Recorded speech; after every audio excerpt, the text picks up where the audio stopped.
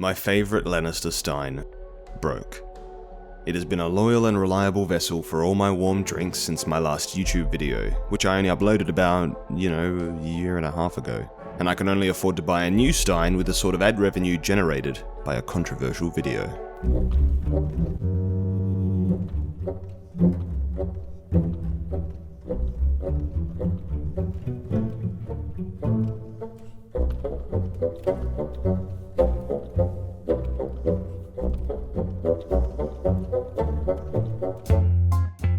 Out there on the internet, there are gamers who are allergic to the criticism of their favourite medium. There are feminists who believe they deserve the monopoly on discussions of sex and gender. There are men's rights activists who religiously despise feminism. There are acolytes of the manosphere who fear that an inquiry into social habits will turn out like an expedition into the mountains of madness. And there are members of the dismissive and optimistic mainstream who believe that this subject is brought up only by those with too much time on their hands, and they express that opinion whilst watching reruns of Everybody Loves Raymond or The Big Bang Theory or whatever else is showing on mainstream TV. Of course, there are also gamers who relish serious debate, and feminists who are troubled by their movement's increasing fanaticism, and men's rights activists who see feminists as comrades, not as enemies. And there are those of us who genuinely don't have the time or inclination to think deeply about certain topics, but who admit that there may be something to gain from listening to the ramblings of those who do. Whichever group I address, I'm going to upset another, so my plan is to upset as many people as possible by addressing only one person. My poor housemate. And his name is Phobos.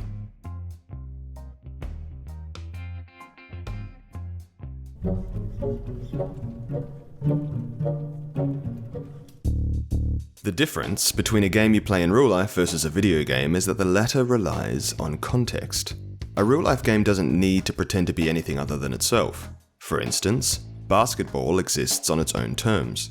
A video game doesn't. A video game emulates something else. 5, 4, 3, 2, 1. Did that go in? Round 1. Street Fighter tries to emulate a one-on-one fight between two combatants. It doesn't attempt to do so in a realistic or believable way, but the developers want you to feel as though you're street fighting. And they communicate this feeling not just with the gameplay, but with other elements as well. It's become a bit of a trend to say that nothing in video games matters as much as gameplay, but imagine playing Street Fighter without visuals and sound. You'd have no way of knowing what you're doing.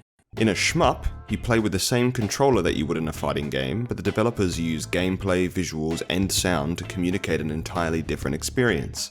Link in Super Smash Bros. Plays nothing like he does in any Zelda game, but the developers use visuals and sound to make the player feel like they're the hero of time. And in many video games, Mass Effect for example, the story completely overshadows the gameplay. That may seem like an obvious, even asinine observation, but I want to establish right away that even if, say, Cammy's bare ass does not impact Street Fighter V's gameplay, it might yet impact the game.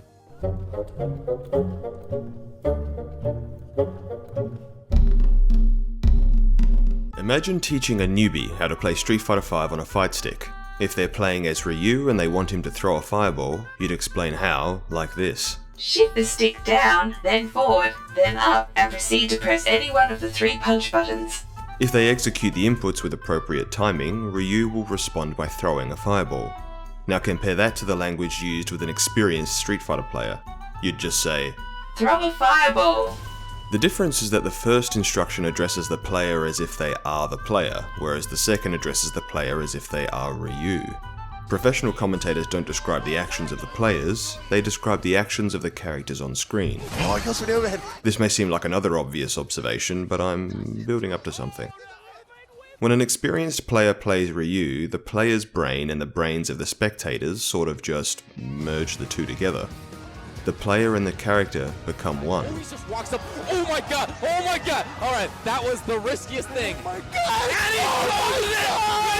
And we make this connection unconsciously, without meaning to. When you win a round of Street Fighter, it's not Ryu who lands the uppercut, it's you, right? We don't sit down to play a video game and focus with all our might to get invested, to succumb to its illusion. It just sort of happens. Think about that for a moment. How many of us actually realize that the human brain does things without our permission? How many of us realize it does things without our knowledge? Here's an example that might be easier to digest.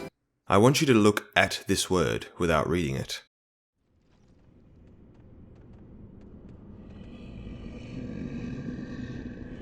You can control the direction your eyes face and even the distance at which your eyes focus, but I guess that very few people can actually look at a word without reading it. If our brains are fully under our control, wouldn't we have to consciously command them to read a word? At the very least, wouldn't we be able to command them not to? If you're still skeptical, let me paraphrase a question I've borrowed from philosopher and neuroscientist Sam Harris. Are you consciously responsible for your body's production of adrenaline? When you get anxious, do you have to sit down and think really hard to engage your adrenaline glands? Whether you make the decision or not, your body will do these things, and if your body stops doing so, you will have just as little say in the matter. Whether it is internal processing or the influence of external forces, there are a great many things happening just behind your eyeballs over which you have no authority whatsoever. And there is at least one everyday phenomenon whose goal is sometimes to exploit this reality. Maybe you don't want to broil eggs this way, but you do want the extra protection of Band-Aid plastic strips. They take better care of little cuts and scratches. They stay put. Yes. We know that the primary motive of any marketer is to influence us in some way, often into buying the product they're marketing, and they can do so either explicitly or implicitly.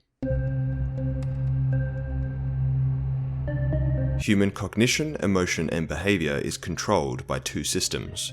One is evolutionarily older, unconscious, slow to learn, and quick to respond. It's the non-intentional, non-conscious retrieval of previously acquired information. This is the implicit or automatic process. The other evolved more recently and is conscious, quick to learn, and slow to respond. It's the conscious recollection of past experiences. This is the explicit or controlled process. Your implicit memory is what makes reading familiar words effortless and reflexive. Your explicit memory comes into play if you're learning a foreign language, particularly one with unfamiliar letters, like Russian. In short, you remember something explicitly when you mean to, whereas you remember something implicitly whether you mean to or not. It follows, then, that the goal of implicit advertisement techniques, such as product placement,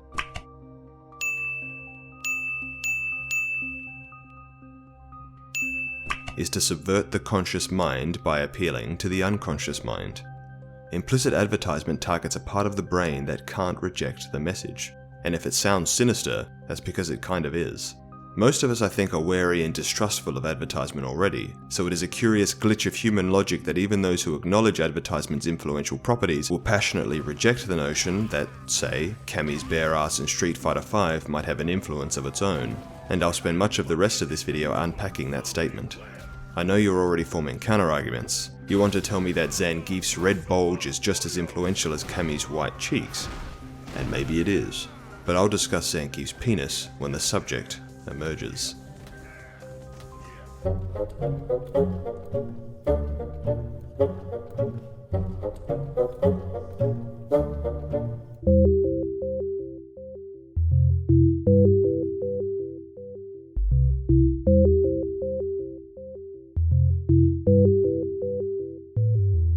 If you're a Street Fighter fan, Phobos, you may find yourself overcome with argumentative weariness at this point in the video. You already grappled with this topic a few months ago when the camera angles were adjusted in specific cutscenes to hide Cammy's thinly veiled vagina and our Mika's unveiled ass. The change ignited some controversy. Some groups saw it as censorship and even went so far as to draw a parallel with the posthumous omission of the word nigger from Mark Twain's The Adventures of Huckleberry Finn. It will be up to you to judge the legitimacy of that comparison for yourself, because it is taking me long enough to reach the crux of this video without getting sidetracked by the topic of censorship. But I'm about to be sidetracked by just one last thing. I want to make it known before I proceed any further that I like Street Fighter. I suspect I like Street Fighter V more than a lot of other people at my, skill level. I, for one, do not condemn the game for its lack of content. As far as I'm concerned, a fighting game is inseparable from its competitive scene, and Capcom made the right choice by getting the game into the hands of professional gamers in time for the Capcom Pro Tour 2016. I'm not a professional, but watching the pros compete is what drives me to want to get better. It's what maintains and deepens my interest in the game. Capcom sacrificed early sales and consumer goodwill to cultivate long-term competitive sustainability, which is a ballsy thing to do in a market that rewards pandering to the casual masses. And perhaps as a consequence of that, Street Fighter V had 5,000 entrants at EVO 2016, and the top 8 was seen by about 2 million unique viewers on ESPN. Of course, I'd prefer that the game had more content at launch, and that the post-launch support was better, and that the DLC prices weren't so ridiculous, but I'm still in love with the raw game. Who won? Who won? Who won? Who won? I think it's our won! In fact, it's so good, I saved up for one of these.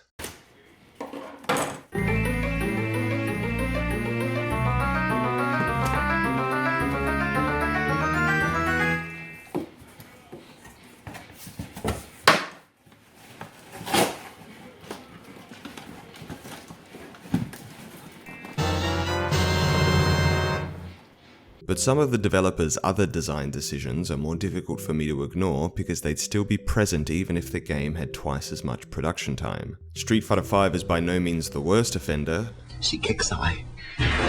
but it makes for a fairly effective example.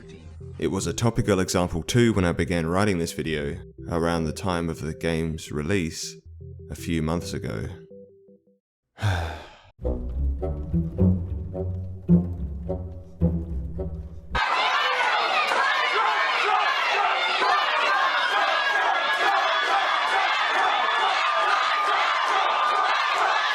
I hope it's becoming clear that I don't have a political agenda, per se. I'm not concerned with trigger warnings, safe spaces, offensiveness, or with protecting people from uncomfortable emotions.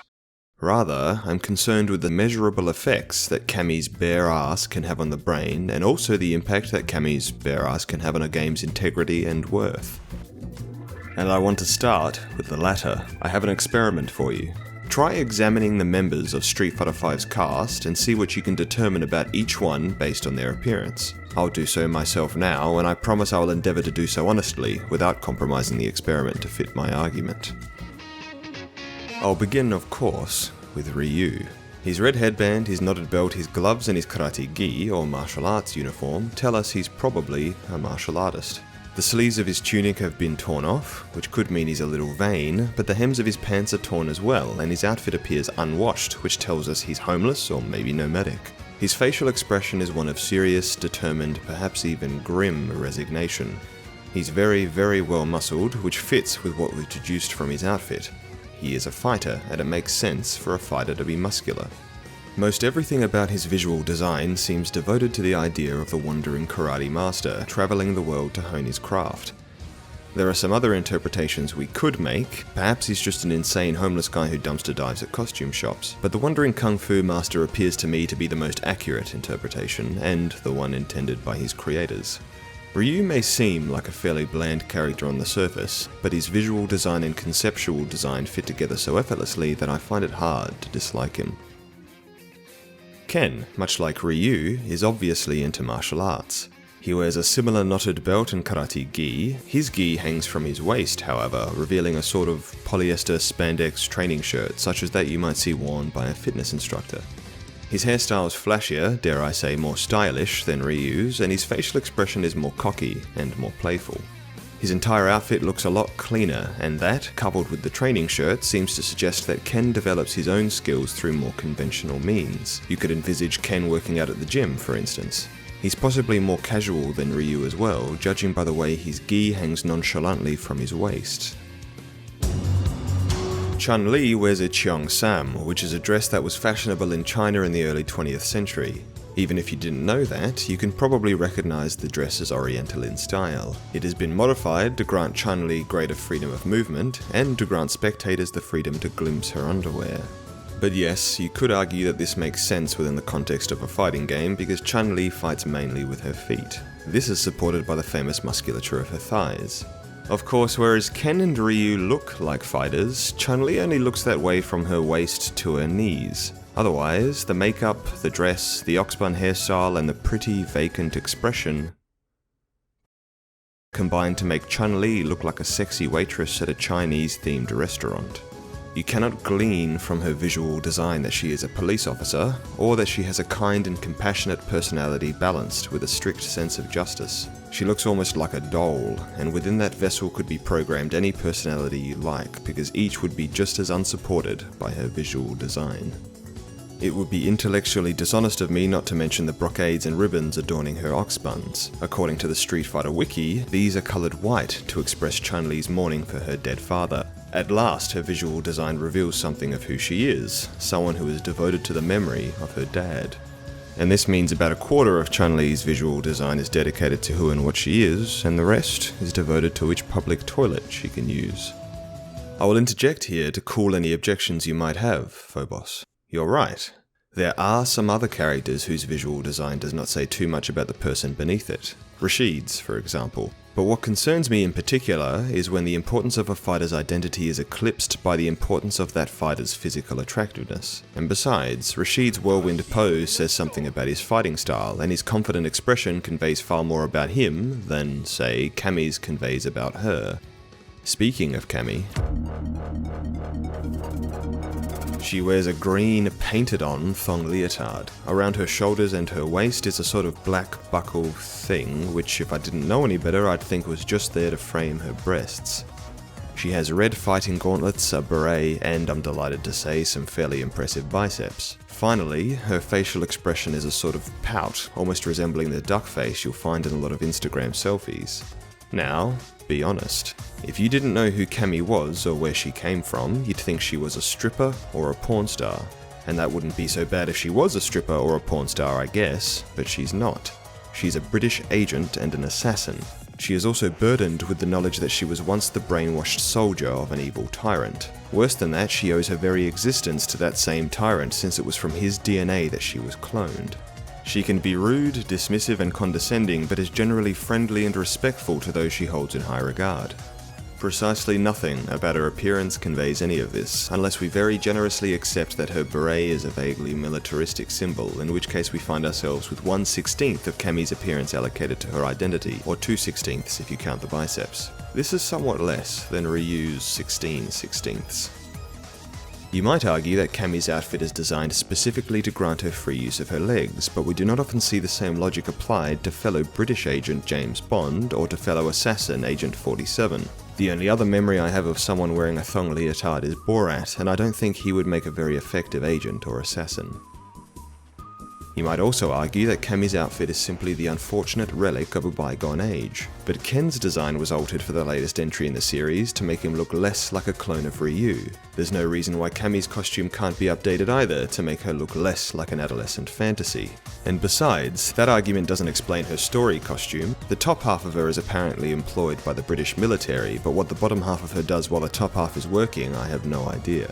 As gamers, we tend to be distrustful of DLC because we suspect it's made up of content that the publishers have excised from the main game. We feel cheated by the idea that chunks of a finished product have been removed, right? Well, the threadbare design of characters like Chun-Li and Cammy kind of does the same thing. We are being deprived of fun, interesting and compelling characters because we find it pleasurable to ogle dull, empty, sexy characters. I'm reminded of that famous experiment in which a mouse, when given the choice between cocaine and nourishment, kills itself by opting for the former again, and again, and again. Have you ever seen product placement in a film or a TV show and felt a pang of disappointment to see something you respect resort to such means? I imagine we might feel the same about the inexplicable sexualization of video game characters if we weren't so used to seeing it.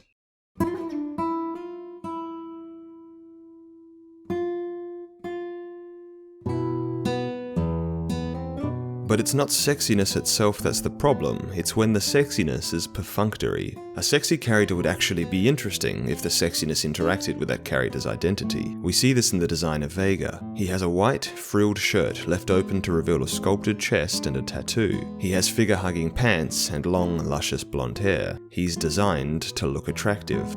But unlike the game's other attractive characters, he knows it. Let my beauty intoxicate you. He's vain and he's narcissistic, and the signature mask he wears is there to protect his face from scarring or bruising in battle.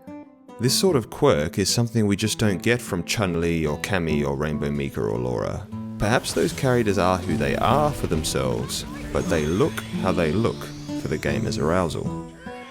The Oxford English Dictionary defines pornography as something intended to simulate erotic rather than aesthetic feelings. For all the gamers who like to argue that video games are an art form, it may be interesting to note that according to this definition, Vega's design is artistic, whereas Cammy's is pornographic.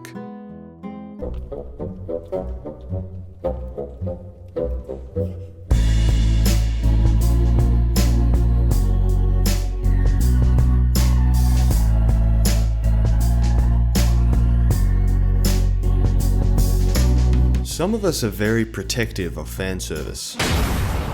The sexy kind of fan service, I mean. But thinking about it, why would you want to be aroused while playing a video game? Personally, I find arousal to be a decidedly unhelpful sensation unless I'm in my own bedroom, or in a lover's bedroom, or if we're feeling adventurous in public. I certainly don't find arousal to be very useful when I'm playing a video game. In fact, it's kind of a distraction. Do you remember going through puberty as a male? It was very inconvenient. An erection could occur at any moment without warning. It wasn't much fun, it was just stupid and embarrassing, and resulted in long sessions of being awkwardly tethered to one's chair. It would have been worse for you because cat penises are red and gross. There are some great reasons to become aroused, but is playing a video game really one of them? As it happens, a friend of mine disagrees with me on this point. He tells me that he doesn't find video games titillating enough. He'd rather video games were sexier. He's also gay. I argue that women should be less inexplicably sexy, and he argues that men should be more inexplicably sexy. And the fact that a gay man is not satisfied with the level of fan service he's getting perhaps constitutes as further evidence of imbalanced representation.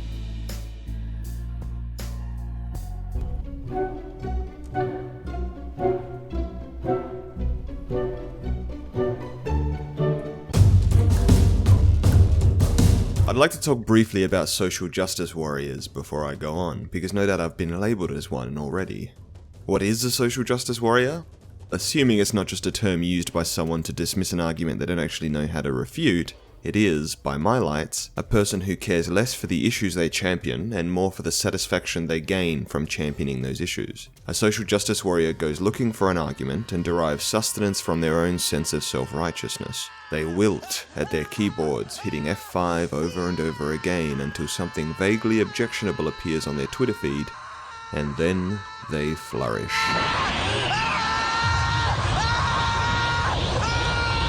And you better believe that there are social injustice warriors too. They are just as reactionary and just as self-righteous, except they want to watch the world burn.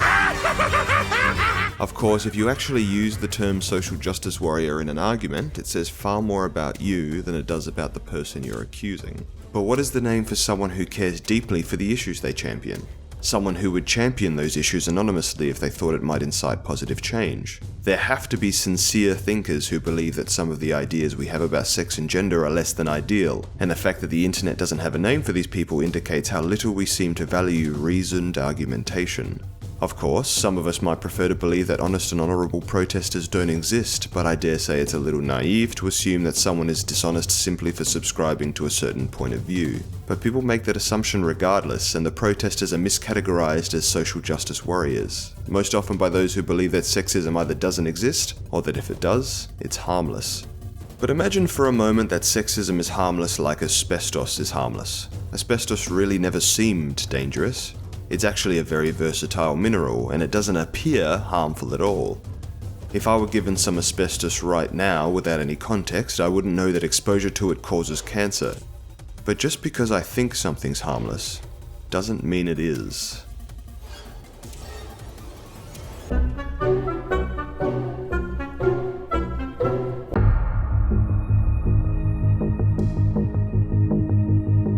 In 2007, Christopher Hitchens published an article titled "Why Women Aren't Funny." The article doesn't very convincingly deliver on the promise of its title, although it was probably never meant to, but it does bring up a point with which I begrudgingly agree, at least partially. Men are generally funnier than women. And don't worry, Phobos, I'll unpack that statement too.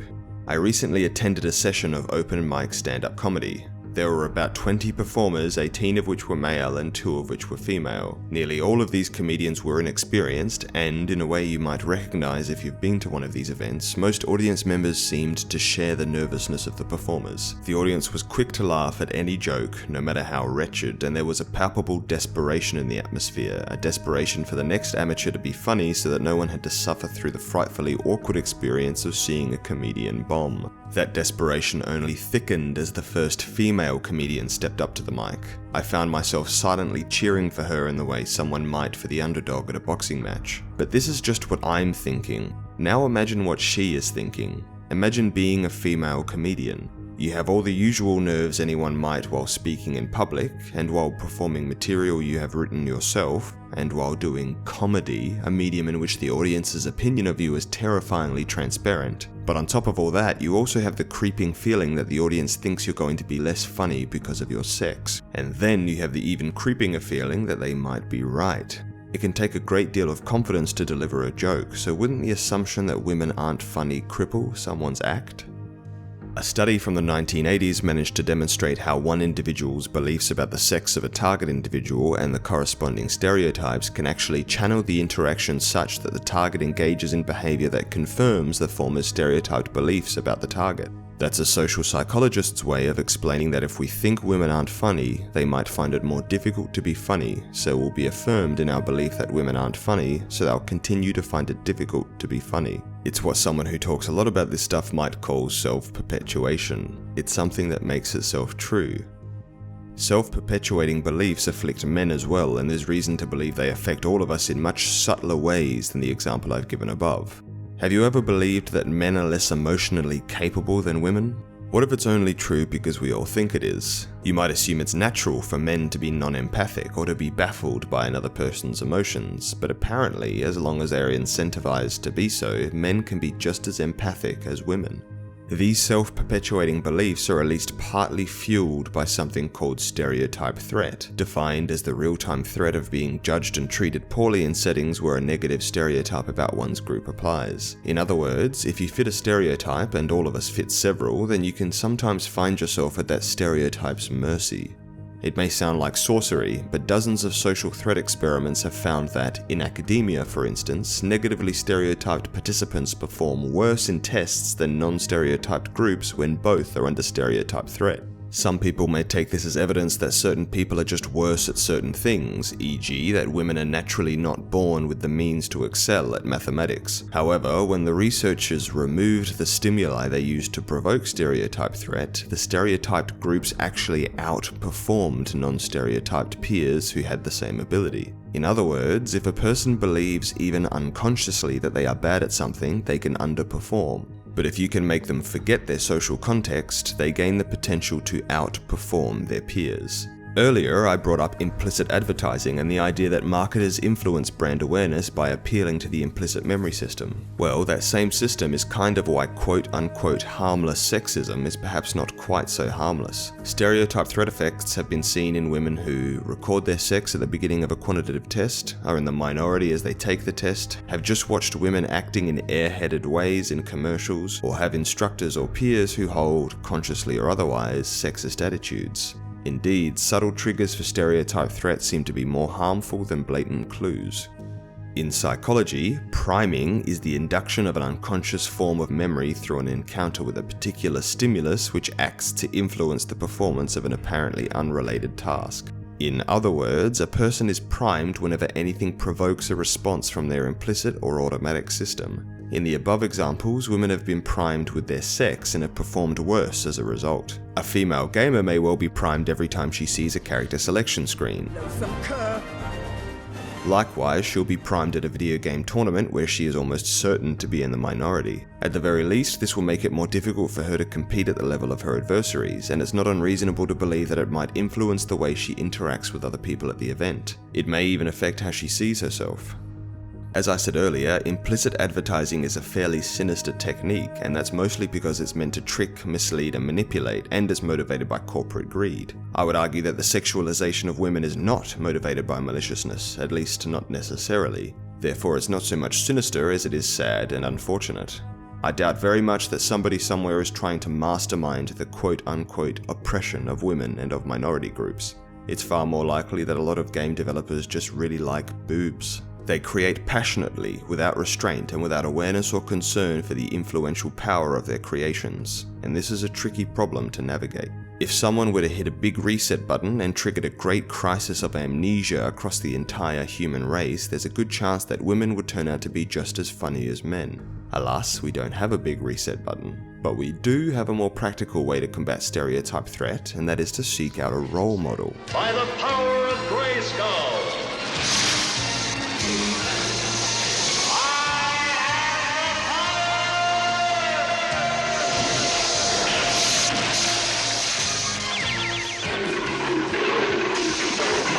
It would seem that the presence of a figure who contradicts a stereotype serves also to discredit that stereotype. The more similar the role model, the more effective it'll be.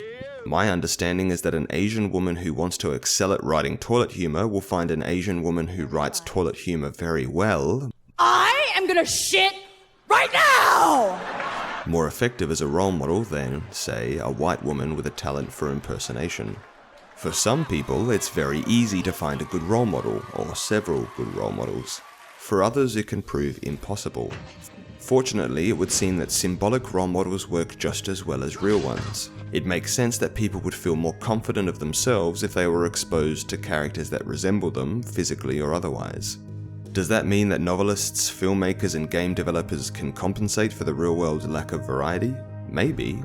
It's a shame, then, that so few seem willing to try, and that those who are have their efforts criticized as ham-fisted, heavy-handed, or shoehorned, as if fan service isn't ham-fisted almost by its very nature.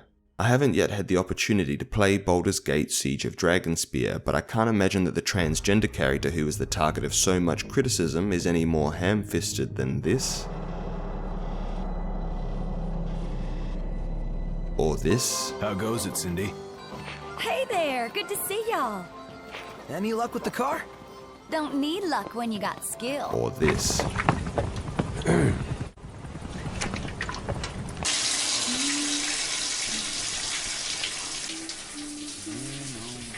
In the same Christopher Hitchens article I mentioned earlier, he speaks to some of his favourite comics. One of them explains the discrepancy between male and female comedians as the result of a difference in priorities between the sexes. She claims that for a woman to say a man is funny is the equivalent of a man saying that a woman is pretty. If this is true, then it's unfair for several reasons. Generally, humour can be learned, whereas physical attractiveness is fixed. Humour is long-lived, whereas physical attractiveness is fleeting, and it is my feeling, at least, that humour is far more useful and valuable. It's great when the novels I read, the music I hear, and the vistas I see are beautiful, but let the people I know be funny.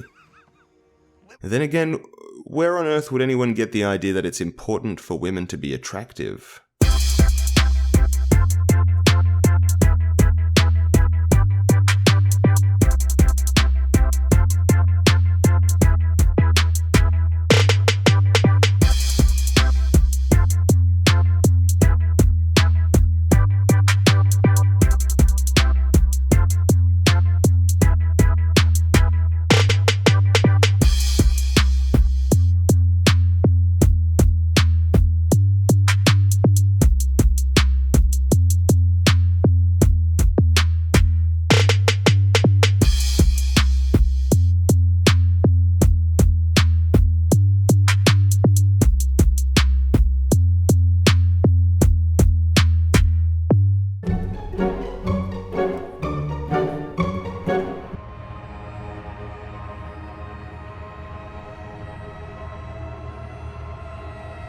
If you posit the notion that video games can perhaps foster sexist ideas, you'll no doubt hear comparisons drawn between you and activist Jack Thompson, who's famous for accusing video games of making its players violent.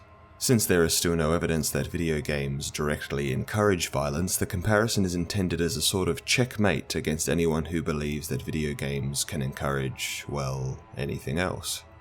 On the surface it seems like a fair and convincing comparison, and I want to be convinced, but the comparison falls apart under scrutiny. You see, Phobos, a person who commits an act of violence may witness the consequences of their actions quite quickly. For example, if I were to cut off a person's hand, they'd have one hand less than they had before I did so. Since I have two hands and the victim of my attack now has one, my brain can quickly determine that the poor chap has been rather a bit put out by my brutish behaviour. The fellow's also crying, which I interpret as a signal for pain. Having experienced pain myself on one or two occasions, I can surmise that actually I may have caused my victim some level of discomfort, and soon enough I'm beginning to feel rather guilty about the whole thing. In fact, I don't even need to commit the act of violence to know the consequences. I can imagine the consequences, and the consequences I've imagined seem unpleasant enough that I'm discouraged from embarking on the whole endeavour to begin with. The consequences of sexism play out over a longer period of time. Not only that, but they play out in ways that aren't immediately obvious to us. I think it's fair to assume that the average human brain is more suited to identifying the negative effects of violence than it is those of sexism. You may even have noticed that the common defense of someone who says or does something sexist is that their behavior is harmless, that it won't hurt anyone. They phrase their defense as someone who knows it's wrong to harm or to hurt another person, but not as someone who knows that a person can be harmed and hurt in ways non-violent. Generally speaking, a person cannot commit a violent act without making the conscious, explicit decision to do so. But if sexism festers in the brain's implicit realms, and if it manifests itself in the world outside through acts that appear perfectly innocuous, how can a person be expected to stop it?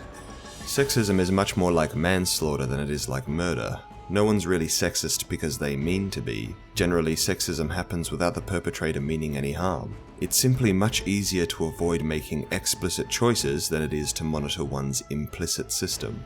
I was able to deter myself from the imaginary act of violence because I saw my victim as a human being, much like myself, with a similar capacity for pain, sorrow, despair, and loss of limb. I empathized with my victim. A psychopath with a greatly diminished sense of empathy would not be free to deter themselves in the same way I did.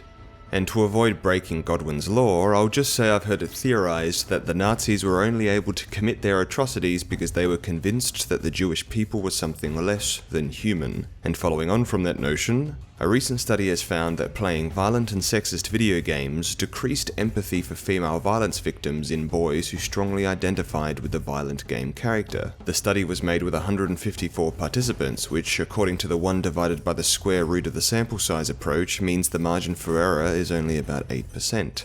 I will clarify that the quote-unquote violent and sexist video games used were from the Grand Theft Auto series. But if these findings are true, and let's not forget that every study should be treated with some skepticism until it's replicated, then it means that men who play violent and sexist video games unconsciously disassociate themselves with women. If anyone's ever found it very difficult to relate or empathize with a female character, a lifetime of violent and sexist video games, or movies or whatever, might be to blame. You have to admit, things start to get a little bit messed up when game developers sexualize the characters whose asses we're meant to be kicking. It's one thing to be attracted to a figure on the character selection screen, but it's quite another to be attracted to someone who's lying on the ground unconscious after a beating. If you'd like to read the study in more detail, I'll link it underneath the video, alongside any others I've cited. I won't pursue this point any further here, because the goal of this section is to illuminate the differences between violence and sexism, not to convince anyone that video games actually make players violent. I don't tend to believe they do, not directly, but I'm willing to admit that mine is a fairly convenient response to what is undoubtedly a very complex subject.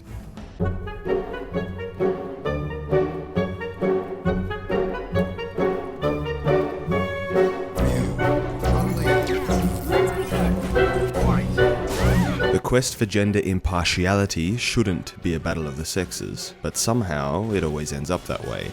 Whenever someone suggests that a woman has been needlessly sexualized, someone else inevitably assures that person that men are needlessly sexualized too. We see this all the time. When Street Fighter V's cutscenes were tweaked, we were quick to argue that Zangief with his tight red briefs is just as, if not more, sexually objectified than Cammy or Rainbow Mika. But this argument relies on confusing sexiness with nakedness. If you want to see the difference, look at Gracie Hagan's photography series Illusions of the Body. If Cammy were naked like the subjects of National Geographic are naked, then the comparison with Zangief would make a lot more sense. Zangief is more naked than Cammy, but he is not more sexy. The developers didn't design him to be sexy, as they did with some of the other characters. They designed him to be strong. and there's plenty of characterization in his appearance. Those scars? He got them from fighting bears, to prove that he's the strongest. Hot Ryu, on the other hand, is sexy. Hot Ryu is the popular name for one of Ryu's alternate outfits, and you'll notice that, like Chun-Li and Cammy's design, Ryu's sexy costume doesn't reveal quite as much about who he is. It seems plausible that the artist's intention behind Hot Ryu's design was to make him sexy. So yes, you could certainly make the argument that this is an example of a sexually objectified man, and the world finds it so unusual that they've granted Ryu the word hot as an epithet. The female characters, despite being hot themselves, aren't given the same treatment. No one calls Cammy in her thong leotard Hot Cammy because we're so accustomed to seeing sexy women in video games that Cammy just doesn't carry the same novelty as Hot Ryu. Ryu's sexiness is also offset by the fact that he has a default outfit to express his character, and that his sexy outfit is actually pragmatic, and he still looks like a capable fighter while he's wearing it. But let's look at Ken again. You could say that he's a sexy character, I'm sure some people think so, but he's not sexy at his own expense. The goal of the artists who designed him was clearly to pay tribute to who he is first and foremost. His sexiness results almost automatically from his easy confidence and his skin-tight, albeit practical, exercise shirt. What's more, the men here are at least partially safeguarded against pertinent stereotypes because the male characters come in greater variety. There's no shortage of hyper-muscled men in Street Fighter V, and I recognize that as a problem, but I'll remind you that this at least makes sense in the context of a fighting game, and it's somewhat balanced by Fang, who's tall and slender, and by Birdie, who's obscenely overweight. There is also some diversity in the ranks of the well-muscled. Dalsim is lean, whereas Zangief is enormous. The female characters, however, are much less likely to differ from the standard silhouette of video game women, and this goes for past installments of Street Fighter as well. Almost every single female fighter has the same slender waist and the same massive breasts.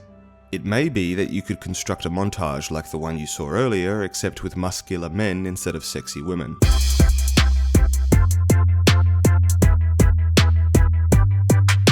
But you could also fairly easily fill a montage with male characters whose musculature isn't emphasized.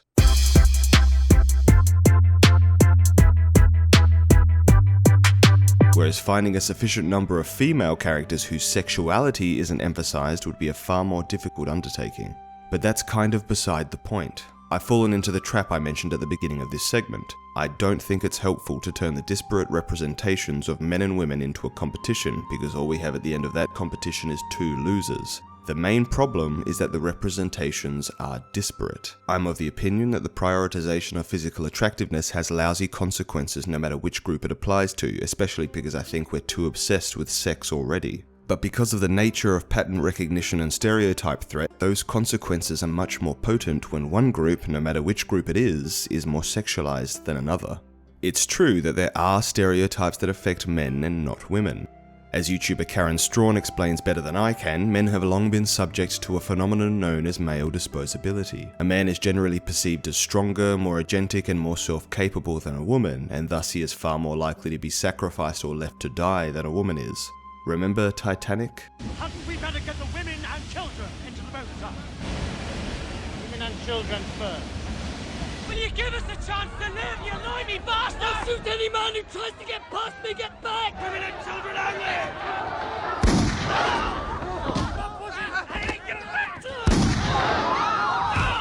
Clearly the men forgot to explain to the people in charge how male privilege is supposed to work. Oh, and by the way, men are far more likely to commit suicide than women, but I'll touch on that again in a moment.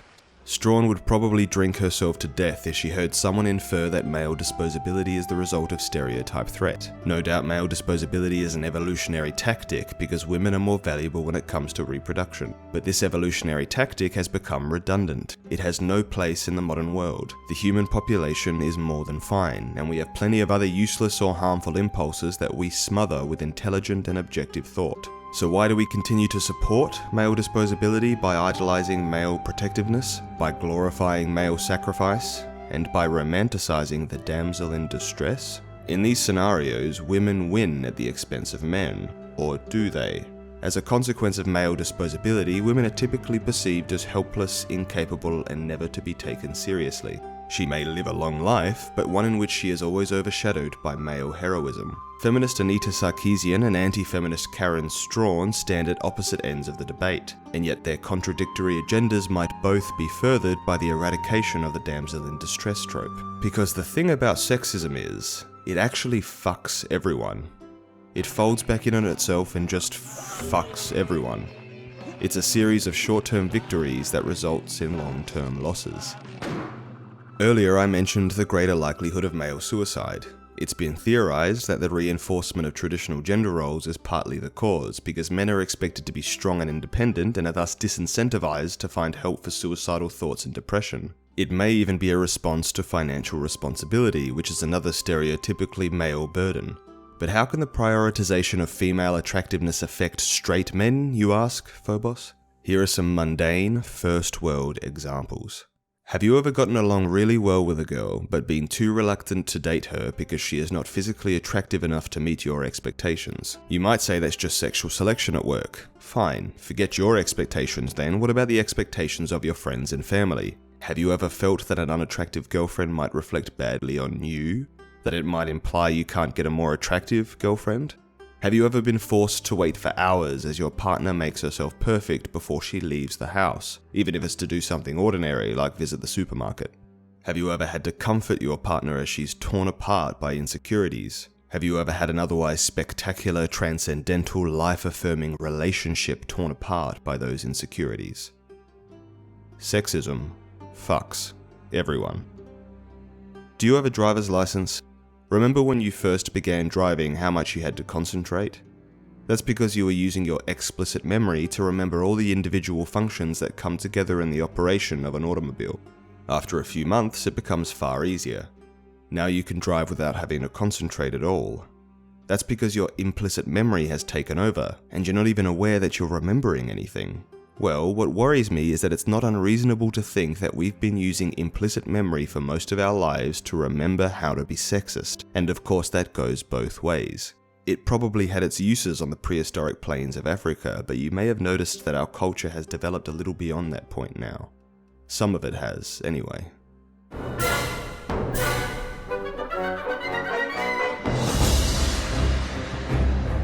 I've tried to shoehorn an impossibly complex discussion into a YouTube video.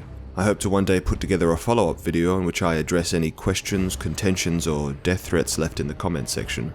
I'm not an expert on this subject, but there are far fewer experts than there are people who think they're experts, and I at least have access to the writings of experts. My goal has not been to definitively prove that Cammy's ass is societally pernicious, but to open your mind to the possibility that it could be. On the very, very, very slim chance that I have completely and utterly ensorcelled you already, however, you might be wondering what you can do to keep yourself from getting fucked by sexism. If you're a creator, I would do this. And brace yourself because it's a challenging idea.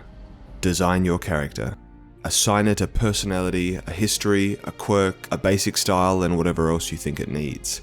Then, after all that's done, flip a coin to determine whether that character has a cock or a clit. Or both, or neither, or whatever. In fact, maybe you need a d20. Sure, in the real world, a person's sex impacts their personality, but that might not be the world in which we need to live.